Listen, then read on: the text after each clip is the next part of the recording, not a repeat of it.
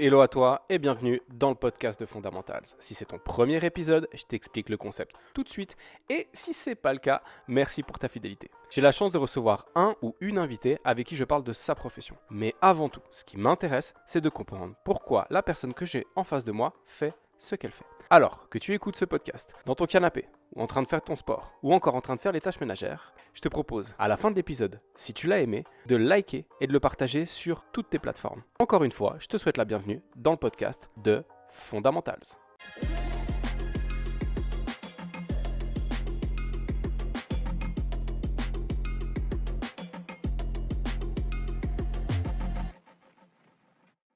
Hello Valentine, bienvenue dans le podcast. Merci pour l'invitation. Avec grand plaisir. Valentine, moi je te connais un tout petit peu, mais pas beaucoup. Ma communauté ne te connaît pas. Peut-être que certains te suivent déjà sur les réseaux sociaux. Est-ce que tu pourrais te présenter et nous expliquer ce que tu fais? Ok, donc bon, tu as déjà spoilé mon prénom. Effectivement, c'est Valentine. Sur Instagram, je m'appelle Valoflo. Mhm. Et donc, je suis prof de yoga. Ouais, On s'est rencontrés, toi et moi, parce que j'ai fait le CQP-IF avec la salle, oui, PageX. c'est ça. Donc, je suis très fraîchement diplômée du CQP. Donc, Mhm. je me mets tout juste à coacher D'accord. dans autre chose que du yoga, si on peut dire que Euh, guider des classes de yoga, c'est du coaching, en quelque sorte. C'est juste pas les termes qu'on utilise d'habitude. Donc vous utilisez guidé pour le yoga? Ouais, on dit qu'on est enseignant, voilà, prof. On dit rarement coach de yoga. Ça arrive quelquefois, mais c'est pas le terme générique. Mhm. Mais en soi, c'est juste une histoire de terminologie parce Ouais. que on guide des Mais classes. les mots ayant leur importance, je pense que Oh, c'est bien. c'est pas moi qui te dirai l'inverse. Voilà. Ok. Et voilà, j'habite à Genève, en Suisse, Ouais. depuis toujours, car j'y suis née. Ouais. Euh, et T'as un voilà. domaine de formation initiale avant de devenir prof de yoga? Oui, j'ai fait des études qui n'ont que très peu de rapport avec ce que je fais aujourd'hui. Mhm. Donc, bon, voilà, je vais pas parler de ma scolarité obligatoire, mais quand j'ai eu le choix de ce que j'ai pu étudier, enfin, quand je suis entrée à Mhm. l'université, en gros, j'ai fait une licence en lettres modernes et en littérature générale et comparée, ça s'appelle. Donc, en gros, en lettres. Ok. C'est pour ça que je disais, c'est pas moi qui dirais que les mots n'ont pas d'importance. Euh, j'ai fait ça à Paris, à la Sorbonne. Euh, et puis après ça, Ouais. Donc de Genève, t'es parti à la Sorbonne pour faire ça. en quelque sorte, ouais, Ok. j'étais beaucoup à Genève, mais voilà, mon université était à Paris, Ok. mes examens se passaient à Paris, etc. Cool. Euh, donc ça, c'était un peu la première partie qui m'a beaucoup plu, mais en gros, comme dans toutes les filières un peu, enfin voilà, littéraires, artistiques, etc., on n'est pas vraiment dans le réel, dans le concret. Il me Mhm. manquait un peu quelque chose de cet ordre-là. Et quand il a été sujet de continuer mes études, donc avec un master, j'étais très intéressée par les sciences humaines, les sciences sociales plus Mhm. particulièrement. Donc j'étais sûre que je pouvais pas entrer dans un master dans la faculté de sciences humaines. Et il se trouve que par une petite porte, C'est possible. c'est possible. Ok. Enfin voilà, c'est sur dossier et puis il faut rattraper des cours l'été et j'ai dû rattraper des cours de licence, donc de bachelor pendant mon premier semestre. Mhm. Mais j'ai pu m'inscrire effectivement dans un master en sociologie, en gros. Cool. Ouais. D'accord. Et donc, tu as fait ton master en sociologie. J'ai fait mon master en sociologie. En réalité, donc j'ai fait les 2 années. J'ai accumulé quasiment tous les crédits et je n'ai jamais rendu mon mémoire. Ah, ok. Donc, je ne suis pas titulaire du master. D'accord. Euh, Ok. pour tout un tas de raisons que je ne sais pas si c'est très intéressant de déployer ici, mais C'est toi qui sais si une raison un peu clé de voûte qui fait que tu n'as pas voulu officialiser ton master. euh, en fait, il y a eu plein de choses qui se sont passées en même temps. Mhm. Donc, moi, j'ai fait une année, enfin, j'ai fait un semestre plutôt au Canada, à Montréal. Mhm. Et quand je suis rentrée, donc c'était le semestre où je devais commencer à bosser sur mon mémoire, je rentre à Genève, donc c'est début 2020. Mhm. Ah. Bah voilà. Bah voilà. Je rentre comme ça, toute contente de Au moins, mes t'as pu 6 mois. rentrer. Ah oui, c'est ça. J'ai pu rentrer, j'étais pleine de bonnes intentions. Enfin, tu vois, j'avais déjà mon début, enfin, j'avais mon sujet et puis le dossier pour présenter, enfin, tu expliques pourquoi tu as choisi ce sujet de mémoire et puis ensuite tu cherches un prof ou une prof qui est là pour t'accompagner. Mhm, Et donc, du coup, comme je revenais déjà, bah, j'avais pas eu de cours avec des profs de l'Université de Genève pendant 6 mois. mhm. Ils suivaient déjà des gens. Et en plus, je pouvais même pas venir me présenter parce que en début 2020, il s'est passé Le tout Covid. un tas de choses. Bon, voilà, c'était les Ouais. cours à distance, etc. Donc en fait, j'avais personne pour suivre mon mémoire. Et puis, j'étais toute seule chez moi. Je venais d'emménager dans un petit appartement. Mhm. Donc voilà, j'étais en mode, bon, déjà, il faut payer le petit appartement, donc Oui. je dois travailler. Surtout un petit appartement à Genève. On parle pas de... Voilà. Je dois travailler. Ok. Là, ils ne me donnent pas de bourse, Université de Genève. Et puis, ben voilà, j'avais personne pour suivre mon mémoire. Je me suis Mhm. dit, est-ce que je vais continuer à faire des demandes? J'aurais pu faire des demandes à des fonds privés, etc. Et puis, à un moment, je me suis dit, mais en fait, je crois que j'ai quand même. Parce que moi, je me suis inscrite au master en disant, les gens, quand ils me demandaient qu'est-ce que tu veux faire après, je disais prof de yoga. Mhm. Donc déjà, il me demande un peu, mais pourquoi tu t'embêtes là? Bon, t'as affaire à de l'humain, de la sociologie, ça peut être intéressant, hein, mais... Oui, oui. ouais. Mais donc, Euh, le projet prof de yoga était déjà là. J'avais déjà très envie d'enseigner le yoga à ce Ok. moment-là, Et ouais. ce projet, cette envie d'enseigner le yoga, elle est arrivée quand? Beaucoup avant 2020? Euh, En 2019, j'ai fait une formation du coup pour pouvoir. En fait, on a une formation initiale, Mhm, on appelle ça en 200 heures, pour mhm. commencer à étudier comment transmettre le yoga. Et du coup, ouais, en 2019, donc 2019, c'est vraiment l'année où j'ai le plus voyagé de ma vie, hein. Ok. Je suis partie en Thaïlande, du coup, faire ce 200 heures. Je suis rentrée très peu de temps à Genève avant de partir Au 6 mois Canada. à Montréal. Donc, vraiment, quand on s'est retrouvés tout confinés en 2020, je me Ça suis devient dit, tout bizarre. j'ai bien fait de ne pas attendre une année de plus pour mettre tout ça en place. Ouais. Alors, j'avoue. Euh, donc ouais, genre, Mhm. j'avais envie de l'enseigner. J'avais donné quelques cours, mais c'était vraiment rien d'hebdomadaire, de régulier. C'était des petits cours ponctuels comme ça. Ok. C'est venu du fait que, enfin, tout bêtement, hein, je ne vais pas chercher euh, une raison plus complexe que j'adorais ça. Mhm. J'adore toujours ça. Mais vraiment, genre, quand j'ai commencé à pratiquer, je me suis dit, mais c'est incroyable. Est-ce que toi, Enfin, ta pratique personnelle du yoga, elle a démarré quand? elle a débuté quelques années avant, je pense que c'était 2016 ou 2017. Ok. Et en fait, elle est arrivée, donc j'étais à Paris pour le bachelor. Mhm. Et bon, j'apprends non plus à personne que Paris, c'est une ville assez stressante. Mhm. Et que j'étais en proie à, disons, de l'anxiété.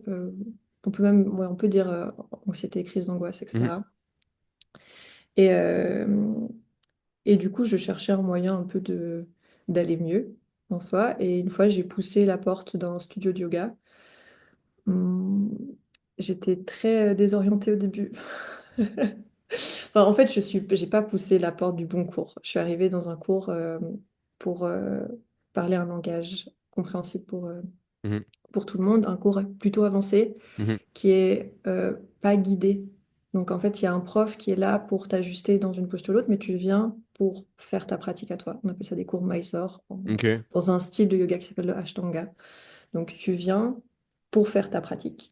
Ok. Mais donc, on te guide pas dans ta pratique. Donc, si tu n'as jamais Ouais. pratiqué, tu ne sais pas qu'est-ce que tu dois faire. Exactement. Et Ok. le prof était là, bonjour, on ne s'est jamais vu, ça va? J'étais là, oui, oui, bah voilà. Puis je me suis posée un peu en mode, le cours va commencer, mais il y avait Ouais. déjà des gens qui bougeaient à droite, à gauche. J'étais là, bon. Moi, je m'étais inscrite à ce cours-là sans savoir ce que Mhm. c'était, parce que c'était le seul qui convenait à mes horaires, en fait.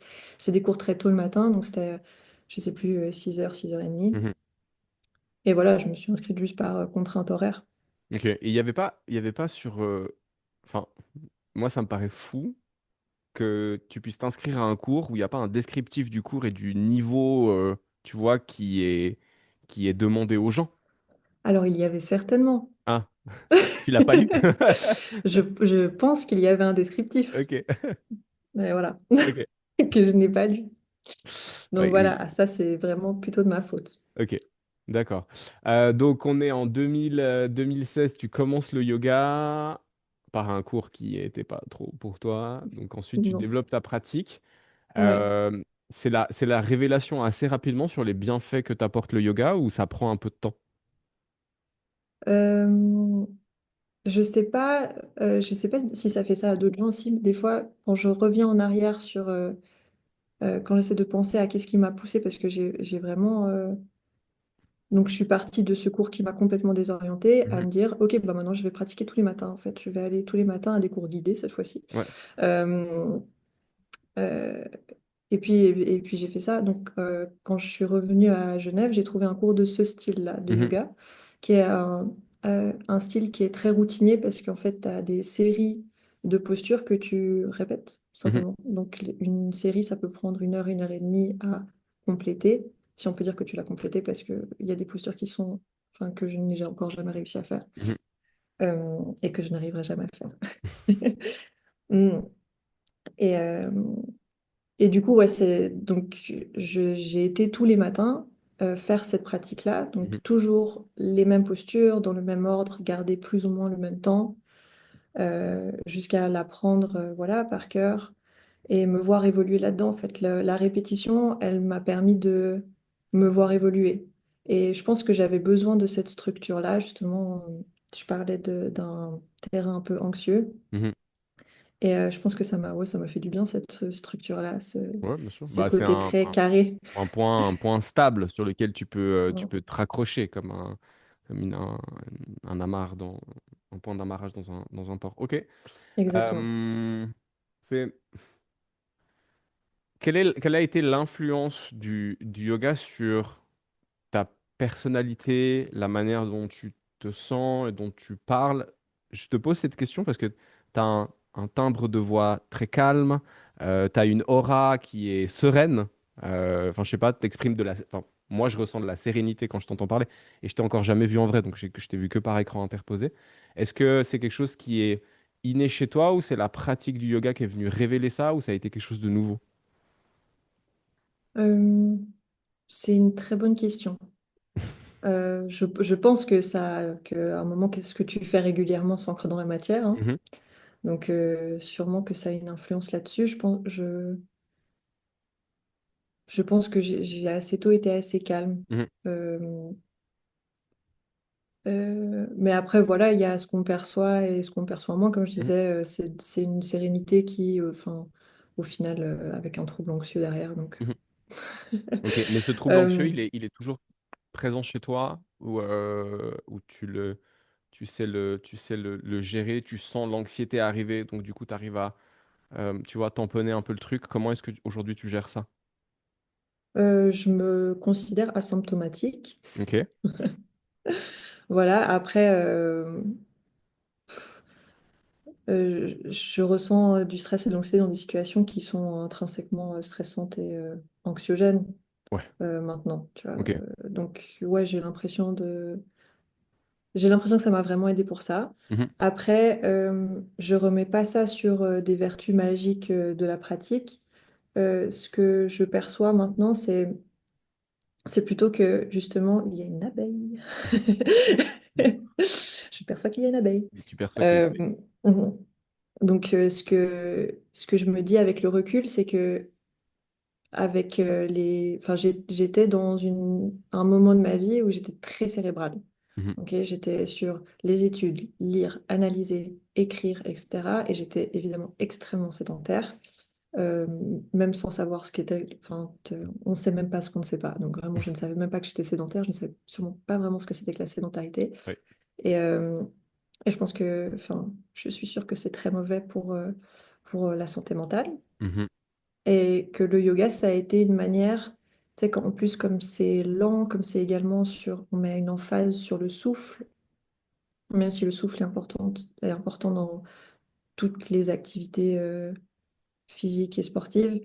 Là, c'est vrai qu'il y a des exercices de respiration, mais une emphase là-dessus, etc. Et c'est vraiment une manière de ressentir ce qui se passe là, Mhm. maintenant, tout de suite dans ton corps. Et je pense que ça m'a reconnecté en fait à ça plutôt.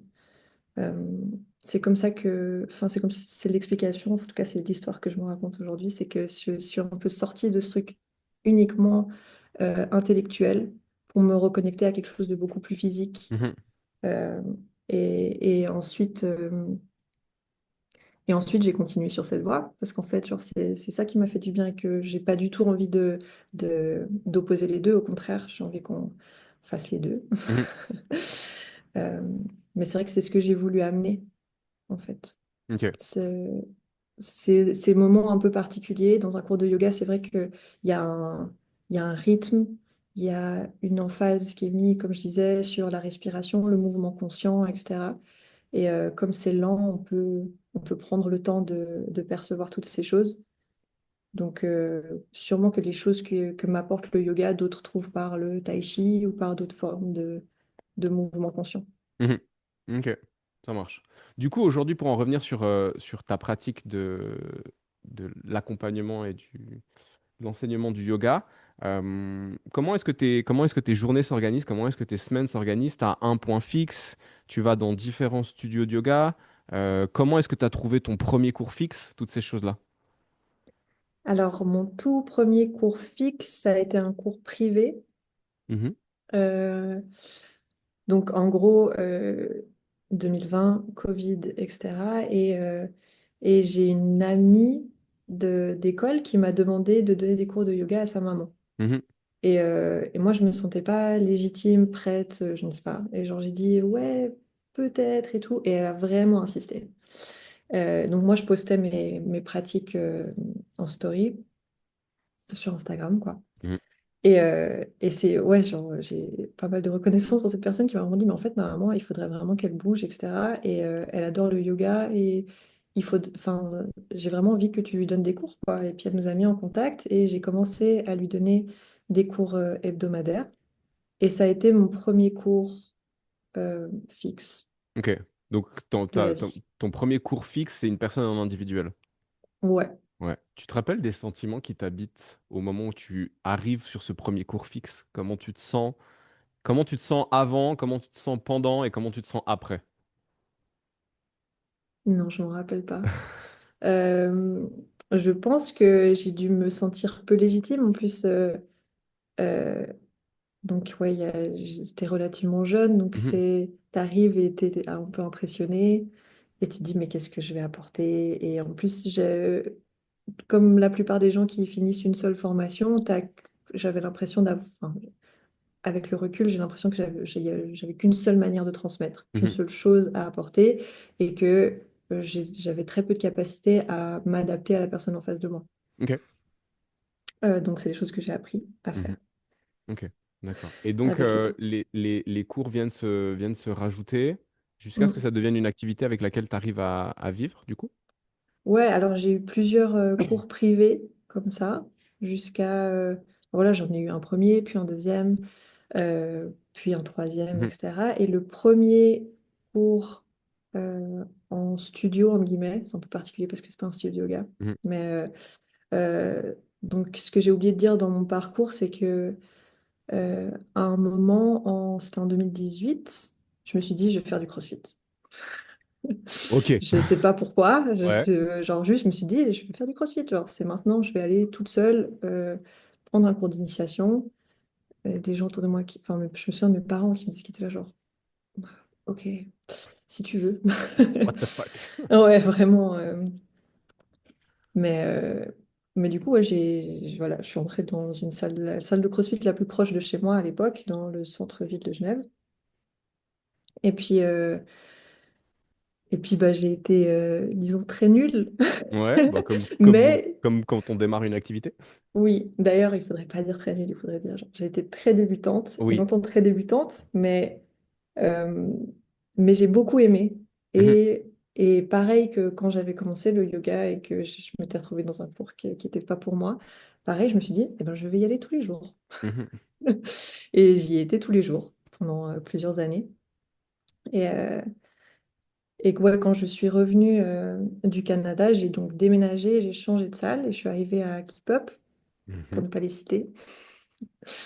Euh, donc je suis arrivée à Keep Up et on m'a proposé, enfin Saverio m'a proposé de donner un cours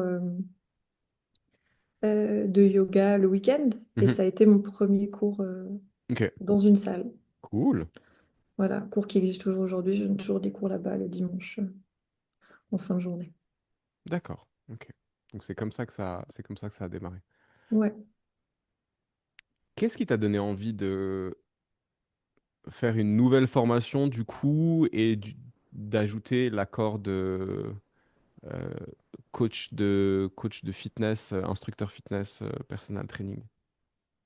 Alors, plusieurs choses toujours. Euh, donc, comme pour le yoga, quand j'ai commencé le CrossFit et que j'ai commencé à vraiment aimer et un peu à...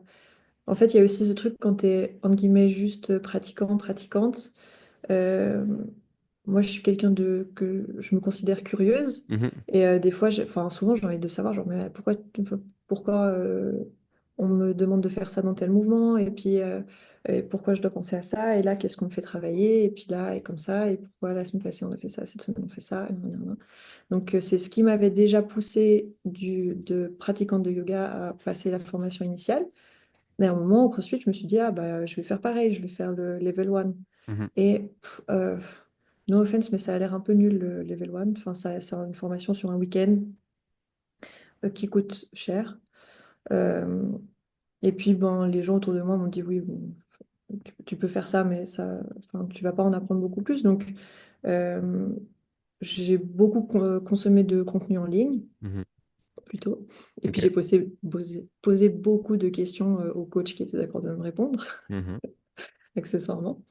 Il y a deux attitudes. Il y a des gens qui sont un peu saoulés quand tu poses plein de questions, et il y en a d'autres qui sont ah, bah, super, quelqu'un d'intéressé et qui répondent. Donc Ok. plutôt Donc on donnera pas de nom. Mais une personne, on va pas donner de nom d'une personne qui est saoulée, mais tu as une personne vraiment qui était hyper intéressée, hyper stimulée et qui te répondait avec plaisir. ouais, Ok. je fais ma vie avec. Ah ouais, ok. Donc, ouais, bah, voilà. Et Donc voilà. ça Euh, marche. donc, euh, donc ouais, en plus, donc voilà, non seulement c'était quelqu'un qui me répondait beaucoup, mais Mhm. en plus, donc maintenant j'ai encore donc dans le CQPIF, il y a Mhm. une partie stage. Ouais. J'ai fait du coup avec lui, Ok.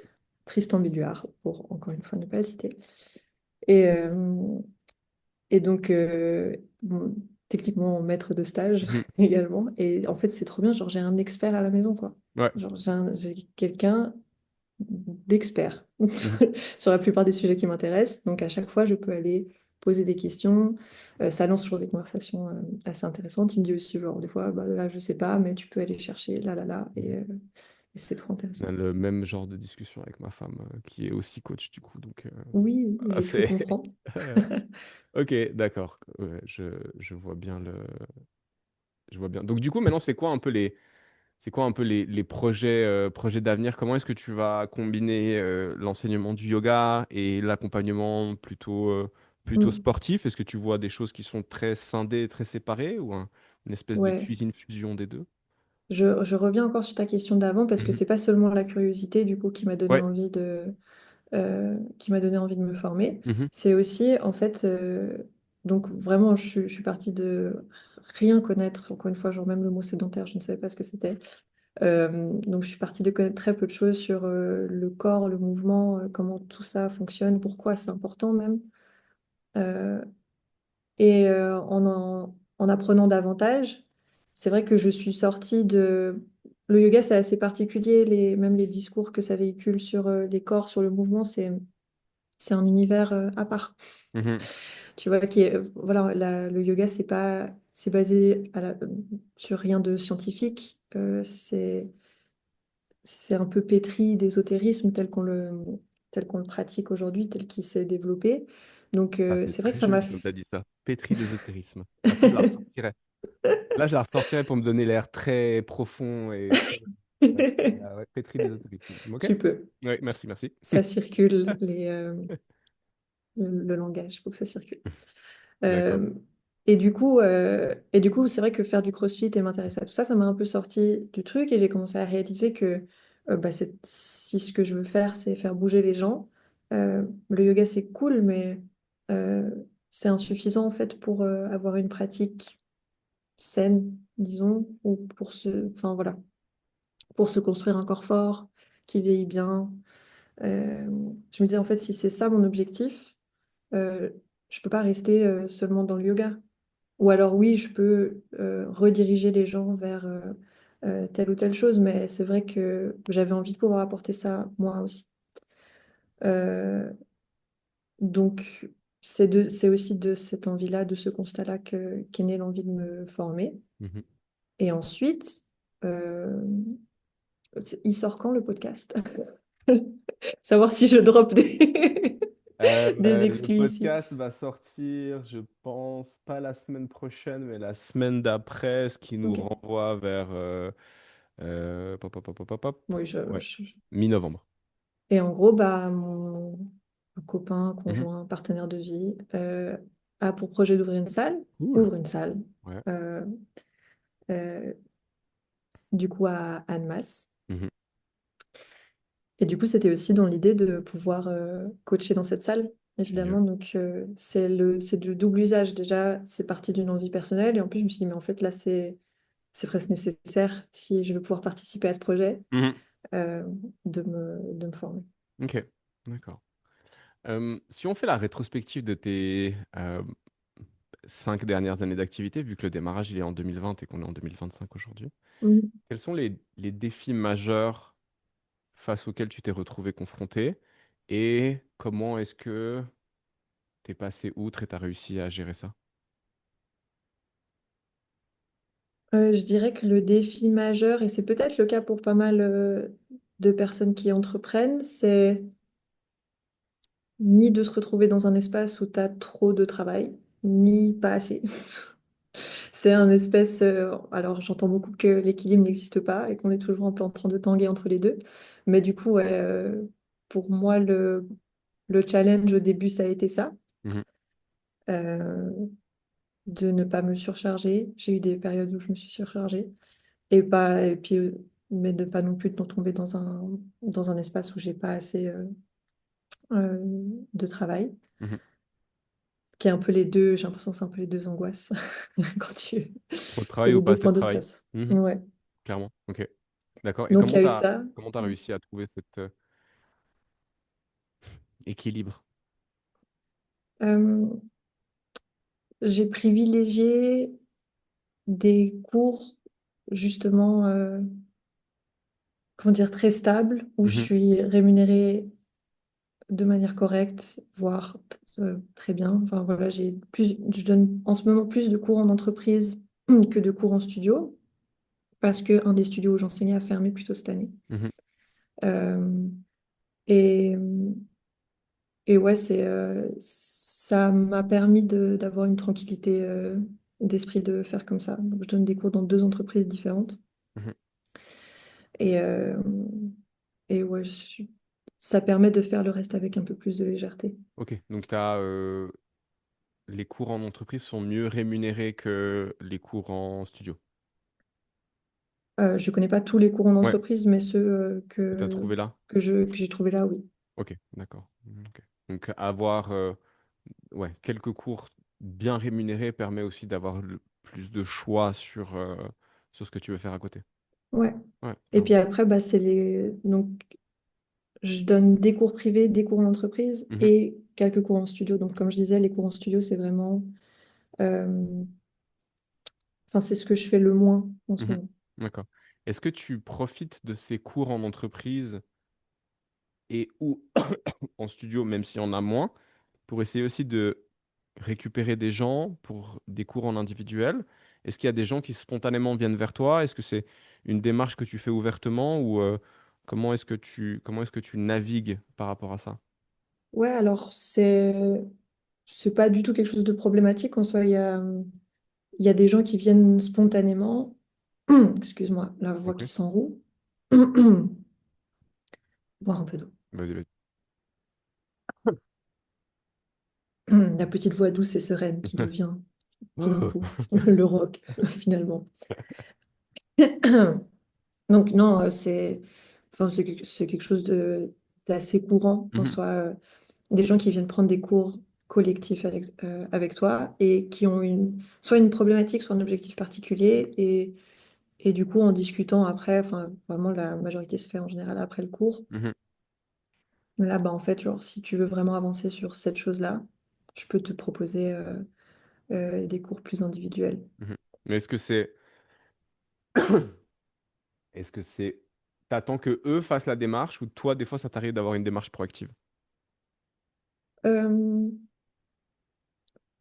Ce que j'ai pu faire, c'est en fait, genre, au vu de ton investissement là, Mhm. dans le cours, le fait d'être très régulière, au vu de tout ça, euh, si tu veux vraiment, genre, un peu maximiser les résultats, tu devrais prendre des cours privés. Je dis pas forcément avec moi, parce Mhm. que au final, c'est un peu genre le next step. Genre, peut-être que tu devrais contacter, même des fois, je propose des collègues. Mhm. Euh, j'ai des collègues qui ont des fois des spécialisations, voilà, genre des trucs que j'ai pas. Je dis, bah voilà, telle ou telle personne. Et puis, bah, des fois, il y a des choses genre très qui touchent plus à l'humain. Genre, ah oui, il y a telle et telle personne, mais bon, bah, je préfère tes cours. Je fais, Mhm. bon, bah, genre, j'entends Mhm. que peut-être, genre, humainement, tu préfères, mais du coup, ok, hein. Enfin, Ouais, et j'accepte avec plaisir. ok. Des Mais fois, ça c'est, se joue pas sur ouais, sur les hard skills, des ouais. fois. Est-ce que aujourd'hui, les clients, si on fait une répartition de où sont venus tes clients en individuel, est-ce qu'ils sont plus venus du bouche à oreille et ou des réseaux sociaux, ou c'est de la continuité de cours en groupe? Et ben, plus de bouche à oreille. Ok, Ouais. d'accord. Quelques personnes sur les réseaux sociaux, mais plus pour des choses ponctuelles. C'est des Mhm. cours privés ponctuels. En général, là je parle de yoga, plutôt pour atteindre des postures. Unlock une posture spécifique. Ouais, Ok, handstand en général. Les gens ok. veulent tenir sur les mains. Et moi j'aime Ouais. bien faire ça. Donc, T'aimes bien faire ça. Ok, d'accord. Actuellement, tu as déjà des clients en coaching sportif? ouais, Ok. Et ouais. J'ai commencé pendant mon stage. ouais, où est-ce que tu exerces du coup? Alors, la première personne que j'ai eue en coaching, c'est une chance, c'est quelqu'un qui a un home gym. C'est beau ça. Ouais, pratique. Donc voilà, genre j'allais chez cette personne. Et puis maintenant, je propose aussi des accompagnements à distance parce qu'en fait, je suis pas rattachée à une salle. Donc pour l'instant, Ouais. c'est vrai que je propose pas de coaching en présentiel dans une salle. Je Mhm. fais de l'accompagnement à distance. Euh, et voilà, j'ai quelques personnes comme ça. Ok. Et du coup, pour le coaching sportif, tu as une spécialité, une typologie de clients ou de problématiques ou d'objectifs avec lesquels tu préfères travailler? La plupart, là, c'est vrai que c'est des personnes qui ne faisaient pas ou très peu de sport Mhm. et donc qui ils veulent s'y mettre plus sérieusement. Et je m'occupe vraiment plutôt du renforcement musculaire et de reprise de confiance aussi, parce que c'est des gens des fois qui ont peur de bouger. C'est vrai que c'est une problématique que je rencontre pas mal, que ce soit en yoga et maintenant avec ma courte expérience d'accompagnement à distance. Ouais, des personnes qui ont très peur de se faire mal, mais une peur qui est parfois, enfin souvent pas, comment on dit déjà, rationnelle. Ouais. Disons, j'ai l'impression qu'on a beaucoup fait peur aux gens avec le mouvement ou avec le faux mouvement. Et c'est vrai qu'avec avec une population de plus en plus sédentaire, on est très déconditionné, donc c'est bien d'y aller très progressivement. Oui. Mais cette peur du mauvais alignement, du faux mouvement, elle met quand même des barrières vers une activité physique. Mhm. Donc je m'occupe aussi de ça, en fait. Oui, je fais des programmes, mais je m'occupe aussi de dire aux gens, mais en fait, euh, là, on y va progressivement. Genre, t'inquiète pas, ton corps, il va s'adapter petit à petit. Si tu fais, enfin, c'est impossible de faire un mouvement du premier coup parfaitement. Si tu sors un peu de l'angle, c'est pas très grave. En fait, les tissus, ils sont capables de s'adapter à plus ou moins tout. Donc, tant que tu vas pas avec un poids qui est Donc tu vas déraisonnable tout de progressivement, c'est bon. suite, Ouais. tant que tu vas progressivement, genre, ça va bien se passer. Et Mhm. c'est vraiment le message. Ouais, c'est ce que j'ai l'impression de dire le plus, Ok. honnêtement. Est-ce que l'enseignement du yoga ou l'accompagnement dans la pratique sportive te nourrit de la même manière? Non, Ok. Et c'est c'est quoi la marrant. différence entre les deux? Euh, Même moi, j'ai pas la même énergie dans les deux. Ok. Euh, je veux dire, probablement que ça remplit le même besoin. Donc voilà, j'ai l'impression de transmettre une forme de bien-être, de faire du bien aux gens en soi. Euh, mais en yoga, j'ai plus l'impression d'essayer de euh, rendre les gens plus sereins. Mhm. Et, euh, et dans l'accompagnement, d'essayer de les rendre plus confiants. Alors, est-ce que, enfin oui, ça peut paraître subtil parce que la sérénité, elle peut venir d'une forme de confiance. Et la confiance Même d'une moi, forme de sérénité. oui. Mais Mais je voilà. vois, je vois le, j'ai l'impression de percevoir la différence entre les deux. Mais je pense que c'est subtil, en fait. Peut-être que Ouais. j'aurais dû répondre oui, ça, je fais ça de la même manière. Non, mais Je me demande maintenant que j'essaie de répondre. au final, permettre à quelqu'un de retrouver un peu de calme intérieur,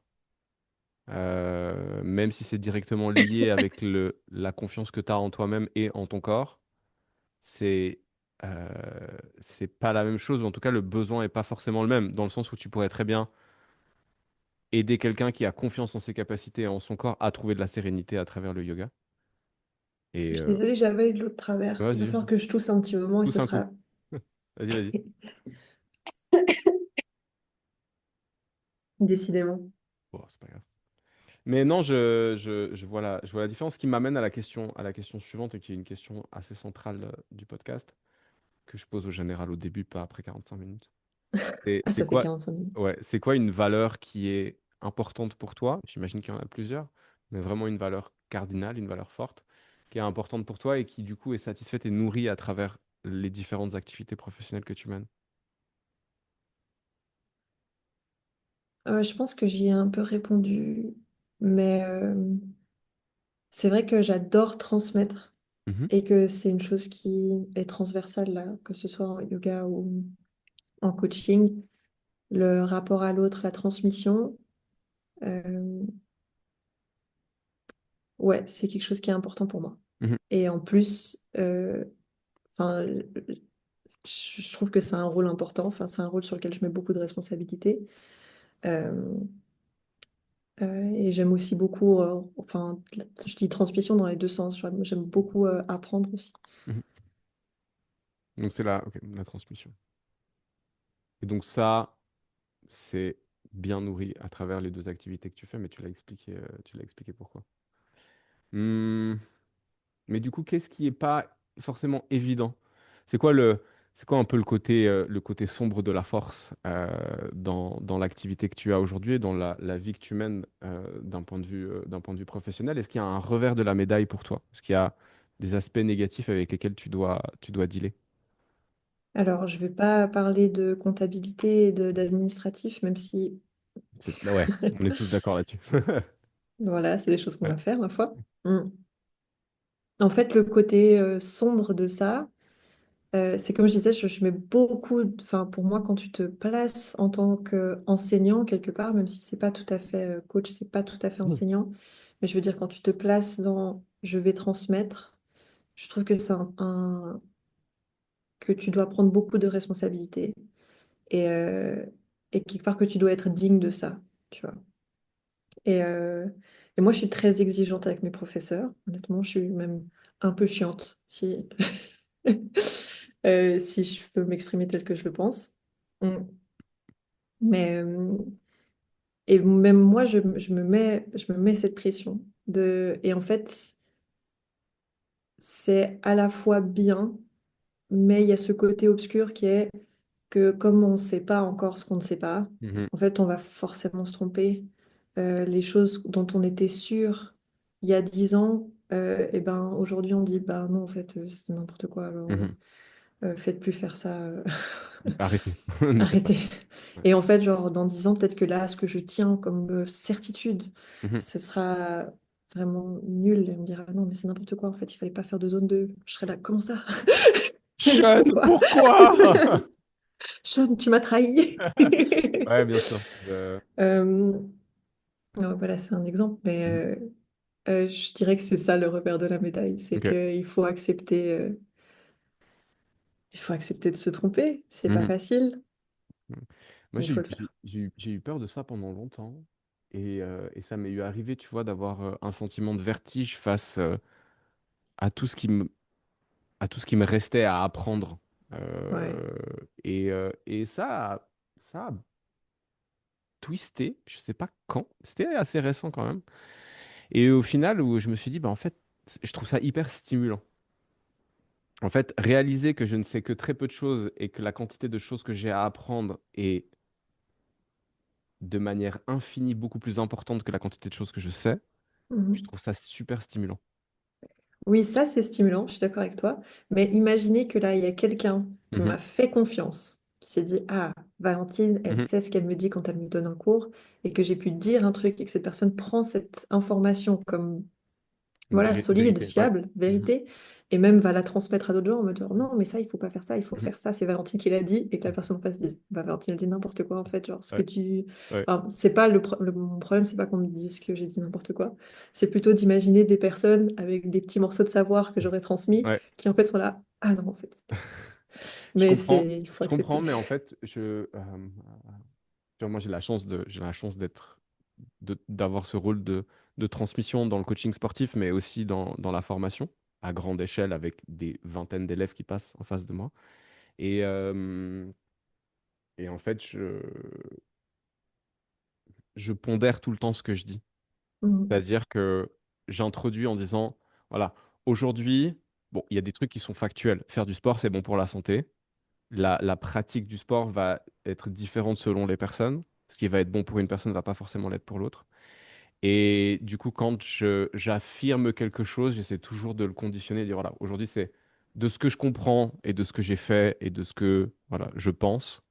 Aujourd'hui, je pense que ça, c'est juste. Mais ça ne veut pas dire que ça l'est. Et donc, j'essaie de faire repartir la personne avec un petit bout de vérité dans ses mains, comme tu le dis très bien, j'aime bien l'image.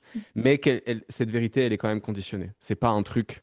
J'essaie d'éviter les discours, tu vois, qui peuvent paraître dogmatiques ou Bien sectaires. sûr. Euh, Oui, oui, donc, c'est le risque. c'est une bonne manière c'est une bonne manière de pondérer. Et plus j'avance dans l'âge, plus je suis friand des gens, de personnes qui ont ce discours pondéré. Et plus je fuis ceux qui le sont pas.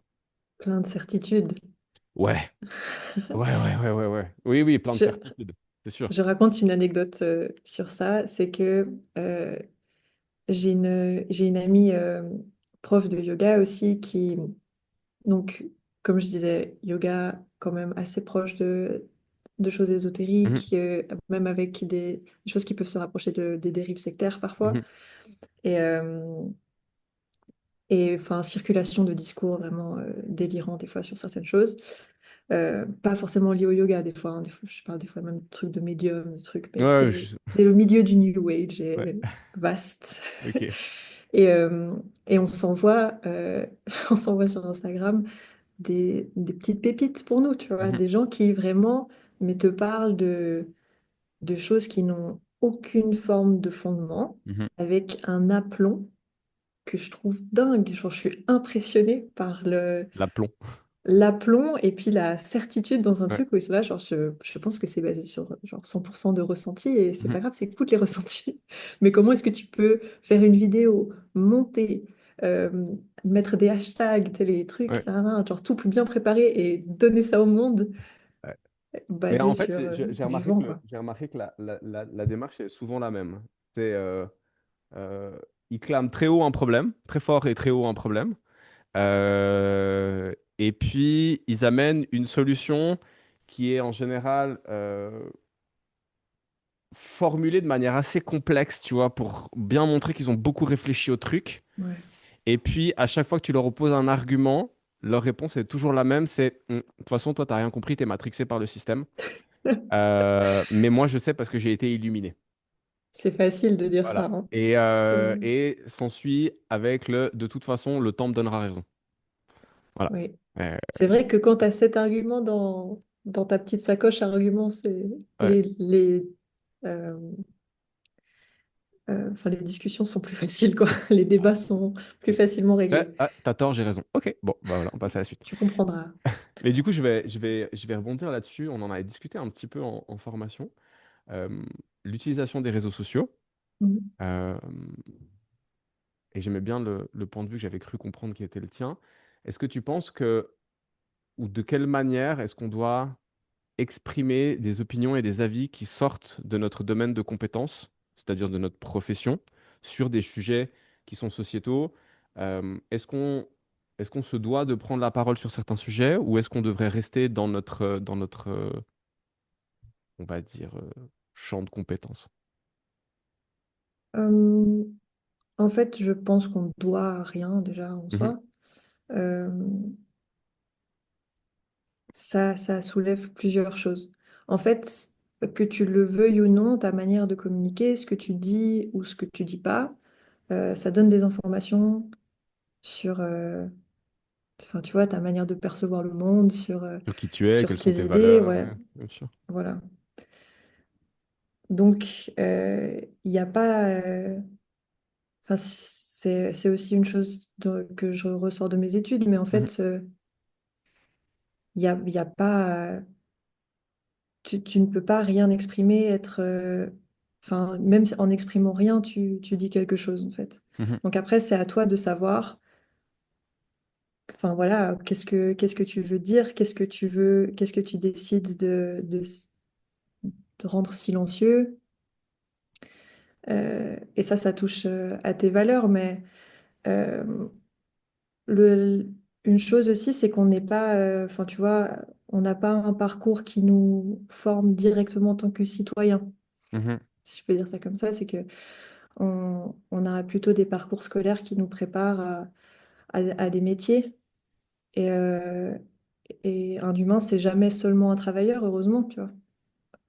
Euh, on est, on est des citoyens, on fait société. On ne Mhm. vit pas sur une petite île déserte. Tout seul. Et puis même si on vivait sur une petite île déserte, il y aurait d'autres choses. Mhm, Enfin voilà, il y aurait sûrement d'autres choses à gérer. mhm, Mais donc, je pense que c'est important de se demander comment est-ce qu'on veut faire société et comment est-ce qu'on veut s'engager dans ce système-là. Parce que de mhm. toute façon, c'est un peu un gros mot système, mais tout est système. Enfin, de toute façon, on en fait Oui, partie. bien sûr. Donc, je ne sais pas si tu veux que je m'exprime plus sur ce sujet-là. Non, bah enfin, c'était chacun fait à la mesure de ce qu'il peut faire et de ce dont il se sent capable. Et j'appuie cette idée-là. Et après, sur le truc de est-ce qu'il faut s'exprimer sur des sujets où on n'est pas genre spécialiste, Mhm, en soi, oui, j'espère. Enfin, tu vois, genre, je trouve bien enfin, ton avis sera plus intéressant si tu as un peu travaillé la question. Il faut bien juste sûr. se rendre compte de ça, que non, toutes les opinions ne se valent pas. Mhm, Euh, Si moi, tu me poses une question, là, géopolitique, sur quelque chose qui se passe dans un pays dont j'ai de la peine à prononcer le nom, bah, mon avis sera sûrement complètement inintéressant versus quelqu'un qui s'est penché sur la question, que ce soit via un parcours universitaire ou pas. mhm, Quelqu'un qui a étudié la question, qui a retourné le problème dans tous les sens, qui connaît l'histoire d'avant le conflit, d'après, mais en fait, il y a aussi tel groupe de mhm. nan. Non, Quelqu'un nos qui deux se sent opinions ne même se valent pas. Genre, ouais, on peut tous les deux d'embrasser toutes les s'exprimer. difficultés et tous les enjeux qui sont derrière un Ouais. sujet important. Et en fait, digression, Mhm. Vas-y. Euh, pendant mon bachelor, j'avais fait un travail sur les débuts de l'imprimerie et les liens avec le début d'Internet, en fait. Mhm, Donc, de l'imprimerie, c'est vraiment, enfin, on se rend pas compte parce que là, on a juste l'impression que les gens inventent des grosses imprimantes, peut-être. Mais, euh, mais en soi, c'est un moment où tout le monde a pu lire, versus avant, les livres, c'est un objet précieux, c'est écrit à la main par des gens dans des églises. mhm. Enfin voilà, l'écriture et la lecture, c'est des choses rares, Réservé à une certaine élite. réservées à une certaine élite. Mhm, Et en fait, je faisais des liens, donc encore une fois, c'était le travail d'une jeune de 18-19 ans, hein, donc ça vaut ce que ça vaut, encore une fois, mais j'y repense régulièrement. Euh, Internet, c'est le début de... Maintenant, ok, on peut lire, tout le monde peut lire depuis longtemps. Là, tout le monde peut s'exprimer. mhm. Et c'est à la fois merveilleux Et à la fois, que certains ne voilà, devraient la pas. parole soit pas genre réservée aux gens qui peuvent passer à la télé, à la radio, etc. Et évidemment, il y a un revers de la médaille, c'est que genre, oh là là, tout le monde peut Oh s'exprimer. là là, tout le monde Et peut genre, a s'exprimer. priori, là, on rentre aussi dans un truc où, comme si toutes les opinions se valaient. Mhm. euh, Oui, puis alors où que... tout le monde peut. Alors, j'aime bien l'idée que toutes les opinions ne se valent pas. Et puis, la problématique aujourd'hui, c'est que sous couvert d'anonymat ou d'écran interposé, Mm. les gens se permettent une manière de s'exprimer enfin, qu'ils auraient jamais en présentiel. Et c'est con, hein, mais ce matin, je tombe sur un réel où il y a eu un défilé, je crois, Victoria's Secret, il n'y a pas longtemps, et Ashley Graham a participé au défilé. Ashley Graham, qui est ce qu'on appelle un mannequin plus size. Je trouve un peu con de préciser, mais voilà. Et en fait, les commentaires des mecs et des commentaires du style, euh, le gars dit, ah ouais, mais c'est non pour moi. Et tu sais, moi, je lis ça et je dis, mais dans quel monde est-ce que tu penses que tu peux... En fait, Ashley Graham va jamais venir vers toi. Donc, quand tu dis, c'est non pour moi, t'es complètement con, en fait. Enfin, bref. Mais c'est vrai que Ouais, ce couvert d'anonymat permet aux gens de s'exprimer et d'aller ramener leurs fraises sur vraiment tout type de sujet. ouais. Et je trouve... Et là, ça pose aussi la question de genre, en fait, tu... Enfin, c'est souvent des hommes qui s'expriment sur le Oui, physique oui, de je femmes, comme si suis... genre le fait qu'elle soit visible, Ouais, ah bah si tu t'es montré, c'est que tu étais d'accord qu'on ouais, ouais. commente, et t'es là. Ouais. Non. Non, non. Oui, alors, Pas forcément. alors je suis. Bon, ce sera pas la première fois que je le dirai dans le podcast, mais et je pense surtout pas la dernière, surtout que je suis papa d'une petite fille et que ça a quand même un poids dans la manière dont je vois le monde et que je le souhaite pour elle. Mm. Mais oui, non, les mecs battent plafond. Je trouve qu'ils sont plus nombreux que. Enfin, les femmes restent quand même plus pondérées, il me semble en tout cas. Euh, Restent quand même plus pondérées. Tandis que les mecs, sous prétexte d'avoir un service 3 pièces, vont ramener leurs fraises sur tous les sujets possibles et imaginables. Ouais, en sociologie, on dit qu'on n'est pas socialisé de la même manière. Mhm, Et, donc, c'est pas de dire oh, les femmes sont comme ça parce qu'elles sont nées de cette manière et qu'il y a mhm. une nature féminine intrinsèque, Non, non, etc. Et que c'est les hommes ont un nid sociabiliser d'âme. testostérone et du coup, Mhm, Mais vraiment, la manière dont on est socialisé, mhm, et pas seulement par sa famille, mais aussi voilà, à l'école, au travail, par les amis, hein, mhm, toutes les interactions.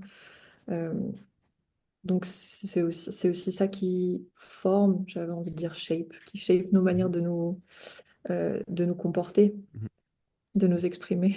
Toi, par rapport à l'activité que tu as sur les réseaux sociaux, tu fais face à une plus grande partie de bienveillance. Tu as quand même des gens qui arrivent et qui essayent qui jouent les haters ou de manière générale, pour l'instant, c'est assez cool. C'est assez cool, Ouais. honnêtement. Ou je sais pas, hein, peut-être des yogis un peu énervés Ouais, bah, en fait, c'est vrai qu'en plus, moi, je me place dans une. euh, je dis que je transmets du yoga postural moderne, pour Mhm, reprendre un terme qui a été promu beaucoup par un chercheur qui s'appelle Mark Singleton. Euh, donc, c'est vrai que ça va un peu à contre-courant de. Voilà, tu vois, je parle pas de chakra, je parle pas d'énergie, je un dis vraiment, yoga science-based. en Pas tout cas du totalement? yoga postural, quoi. Ouais. Je dis, genre, ce que je transmets, c'est de la, enfin voilà, ce sera des postures et même j'ai les exercices de respiration, on les appelle aussi pranayama. Mhm. J'ai parfois un peu de peine même à utiliser ça. Je dis, on va faire des techniques de respiration parce que pranayama, en fait, dans les textes, c'est pour se connecter à l'univers et puis genre transcender notre enveloppe charnelle. Est-ce que c'est des choses dans lesquelles je crois? Pas vraiment. Du coup, est-ce que j'ai envie de transmettre? Enfin, Mhm. est-ce que j'ai envie d'utiliser les mêmes mots, vu que, comme on l'a dit au tout début Des mots de de cette l'importance, discussion, les mots ont de bien l'importance? sûr. Est-ce que j'ai envie d'utiliser des termes qui renvoient à des choses auxquelles je ne crois pas réellement? Mhm. Donc, tu as essayé de quoi? D'enlever l'ésotérisme de ton yoga, ou en tout cas de diminuer sa part? Ouais, en fait, comme à mesure que je me suis moins retrouvée dans ces discours-là, Mhm. et je dis pas qu'ils sont problématiques en soi aussi, C'est juste, c'est des choses dans lesquelles je me reconnais pas, donc j'ai pas envie de transmettre quelque chose dans lequel je me reconnais pas. Mais on peut être attaché à une forme de, le terme est un peu, j'ai l'impression qu'il est un peu méprisant, mais une sorte de folklore, tu vois. Mhm. Genre, il n'y a pas de, je vois rien de problématique à ça, tant que c'est énoncé comme tel. Euh, je me suis perdue dans ce Euh, que je voulais dire. Par rapport, parce que je te demandais si tu avais enlevé l'ésotérisme de ton yoga et tu Et disais. donc, ouais, c'est vrai que parce que je comprends aussi que cet ésotérisme-là, ça peut être une manière de réenchanter le quotidien. Tu vois, Mhm. enfin, que euh, à mesure que la science avance et qu'en plus, il y a un peu un recul, enfin, tu vois, euh, comme on dit, de l'influence de la religion. Avant, on expliquait tout par la religion et puis maintenant, on essaie de plus s'expliquer par la science. Pas tout le monde, mais Mhm. quand même, c'est le mouvement euh, quand même Majoritaire. global, majoritaire. Euh, Du coup, euh, je comprends que ça rend moins charmant un peu le réel. Mhm. Et moi, je trouve toujours du beau et justement cette manière de, je réutilise réenchanter le quotidien dans d'autres choses. Je suis très touchée par la poésie, par exemple. Je fais très attention à comment je parle dans un cours de yoga. J'utilise des images, Mhm. sans dire que je suis poète, évidemment, mais euh, les profs que j'admire le plus, et dont je préfère suivre des cours sont, enfin, pour moi, quasiment sur presque de la poésie. Donc, je dis pas qu'on est obligé d'aller vers ça du tout, c'est juste moi, qu'est-ce qui me touche, Mhm. mais c'est aussi parce que j'ai fait des études de lettres. Mhm. Oui, et puis après, Et que ma maman est prof de français, et que ok. j'ai grandi, j'ai évolué aussi dans un univers où le langage avait une grosse place, et je Mhm. pense que ça s'entend, comment je Oh, oui, m'exprime. tout à fait. Et je trouve ça très élégant. Merci, c'est gentil. C'est très élégant. Sachez, donc toi et les gens qui écoutent, que je suis une grande fan de rap français aussi. Donc Avec un langage plus chartier. voilà, Ok, je j'aime comprends. les deux. J'aime les deux. Ouais, ouais, mais c'est aussi c'est une forme de poésie. Des fois où j'ai un peu plus de peine, mais Ouais, c'est vaste. ouais, Mais c'est vaste. Ok, je vois bien tout ça. C'est très apaisant de discuter avec toi. Très cool. bon, c'est gentil, merci. Euh, c'est le moment du quiz. Oh, Ouais. ok, Bon, c'est un quiz d'une dizaine de questions sur toi, plutôt fun. ok. Genre combini un peu. Genre combini, ouais. Genre combini. Euh, Faut pas trop réfléchir aux réponses que tu donnes. 3, 2, 1, c'est parti. Quand tu étais petite, tu jouais à quoi? Je jouais aux animaux. On rampait, on rampait par terre avec mes copines, Ok, comme, comme comme des animaux. feraient les gens de Animal Flow maintenant. Ouais, des On Movelat, faisait ça Animal Flow. beaucoup. C'est ça. Vous étiez des précurseurs. Ouais. Un aliment que tu n'aimes pas manger. Je mange pas de viande. Ok. Voilà. Pour des raisons. Pour des questions éthiques, Ouais, j'étais une grosse viandarde avant ça. d'accord, ça marche. Ton outil de travail favori? Mon téléphone, Une de tes manies, si tu en as une. mon téléphone. Ta citation préférée? Ah, mon poète préféré jusqu'à aujourd'hui, c'est René Char. Ok. Et il a dit plein de trucs super. Il Il a y a un écrit des truc poèmes super. incroyables. Mon poème préféré s'appelle J'habite une douleur, mais ma phrase, si je dois citer juste une phrase qui n'est pas issue de ce poème, c'est euh, la lucidité est la blessure la plus rapprochée du soleil. La réussite est la blessure la plus rapprochée du soleil. Oh, Voilà. oh, C'est beau, hein? oh, oh. Il est Ah oui. fort, le monsieur. Ah oui, il est fort le monsieur, effectivement. Et un gros mot que tu dis souvent. Fuck. Ah, ok. Ton film favori? Euh, le premier qui m'est venu à l'esprit, c'est Seigneur des Anneaux. Soit le Ah, premier, soit le dernier. premier, deuxième ou troisième? Le premier pour le groupe qui se forme, La communauté de le l'anneau. dernier pour La- le Alors, dernier. je te fais une pause par rapport au quiz. Je t'enverrai si jamais après, faut pas que j'oublie, mais j'ai découvert grâce à mon meilleur ami le livre audio Ah animé oui. du Silmarillion. Ah ouais? C'est-à-dire que c'est pas juste une lecture, il y a vraiment des bruits, il y a de la musique, il y a des effets sonores, c'est vraiment cool. Incroyable. Donc ça, c'est top.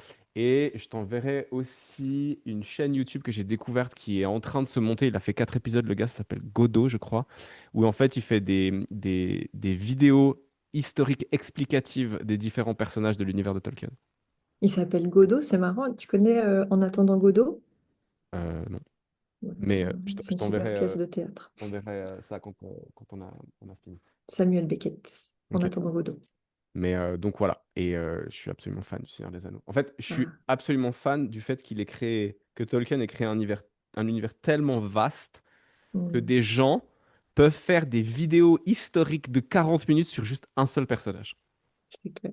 C'est un truc de malade. Bref, on Mais il y a reprend. le Faucon Millennium derrière toi, non? Donc il n'y Oui, a pas alors seulement oui. le Seigneur des Anneaux Non, dans il y a les aussi Star films. Wars. Star Wars, c'est un univers magnifique aussi que j'adore, mais à l'inverse de Tolkien, dans Star Wars, tu as l'univers canon et tu as l'univers Legend, qui en Hmm, fait sont des univers qui sont différents. La base de Star Wars, c'est George Lucas qui a créé ça. Et en hmm, fait, tout ce qui a été écrit après par la suite a été écrit par d'autres personnes qui ont fait valider leurs histoires par George Lucas. ok, Tandis que tout ce qu'il y a du Seigneur des Anneaux ne sort que de la tête de Tolkien. ouais. Mais je trouve cool le côté collaboratif aussi, du coup. Ah, c'est absolument Euh, génial. Mais je suis fasciné par la richesse de son imagination. ok. C'est ça qui me fascine chez Tolkien. Bref, on y revient. La chanson du moment. J'ai beaucoup écouté là, le dernier album de Giorgio qui s'appelait Gloria Ok, et Le vent n'emporte rien. d'accord. Si tu pouvais partager un repas avec quelqu'un, Le le temps temps n'emporte rien. n'emporte rien. Le temps n'emporte Pardon. rien. Parce que le vent emporte tout. Si tu pouvais partager un repas avec quelqu'un qui est, ou malheureusement quelqu'un qui n'est plus, quelqu'un de réel ou un personnage fictif, ce serait qui?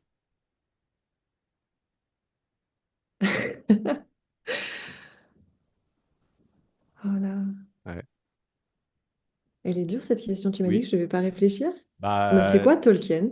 ah bah voilà, ok. Voilà. Tolkien. Si tu pouvais recommencer et faire un autre métier, tu ferais quoi? J'aurais beaucoup aimé être journaliste d'investigation, je pense. Ah, ok. Ouais. Ouais, je pense que ça aurait pu être pas mal. Et puis, une lecture que tu recommandes, peu importe le domaine. Politiser le bien-être de Camille Test. Politiser le bien-être. J'aime bien. Ouais.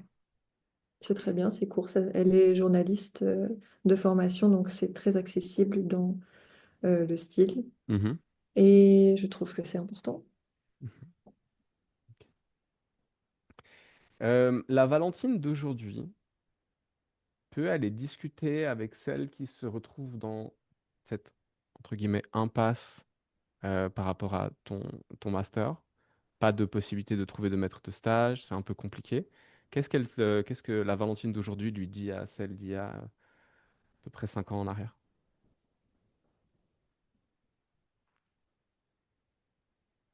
On est Euh, sorti du quiz, tu peux réfléchir.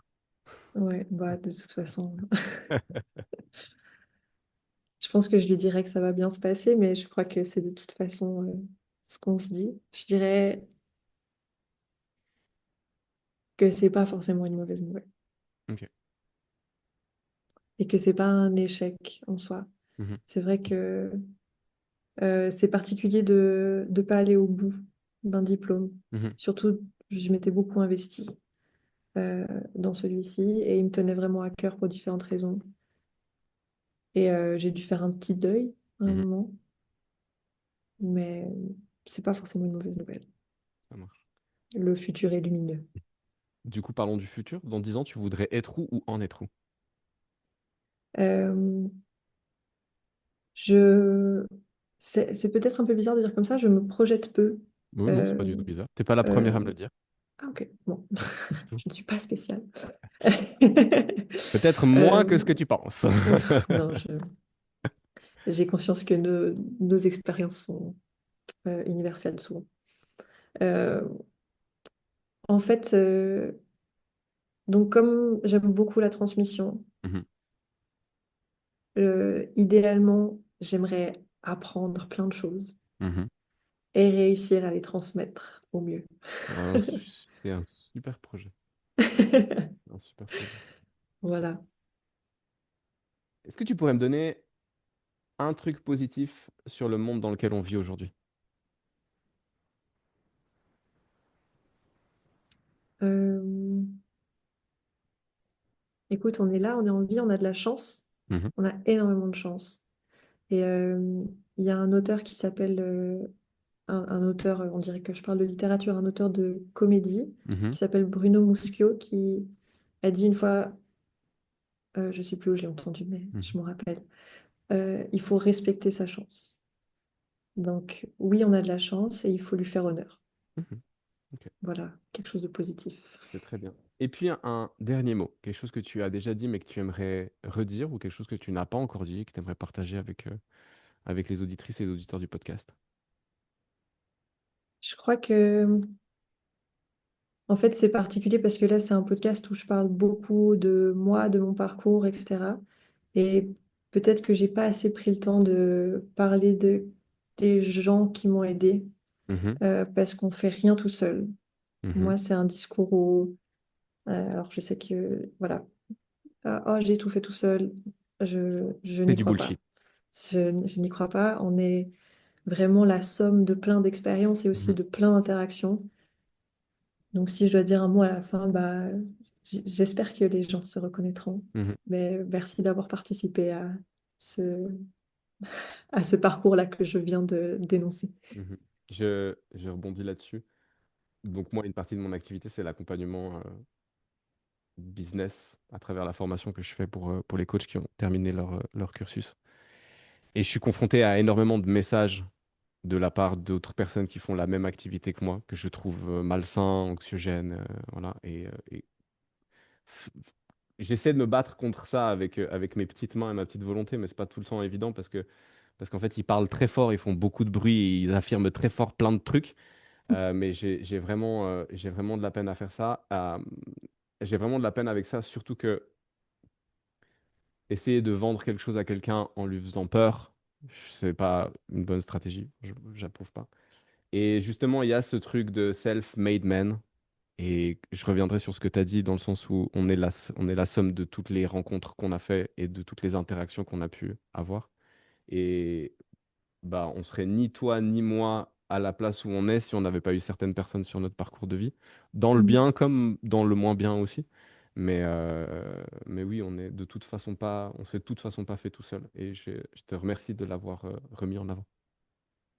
Merci à toi. Où est-ce qu'on peut te retrouver? Alors, sur Instagram, enfin, c'est le réseau social où je Mhm. suis la plus active, Cool. Valoflo. Oui. J'ai un site internet, une newsletter qui euh, sont normalement faciles à trouver à Mhm. partir de, de En mon tout cas, compte j'ai très Instagram. facilement trouvé ton adresse mail. Donc oui. J'ai vu. Donc ouais.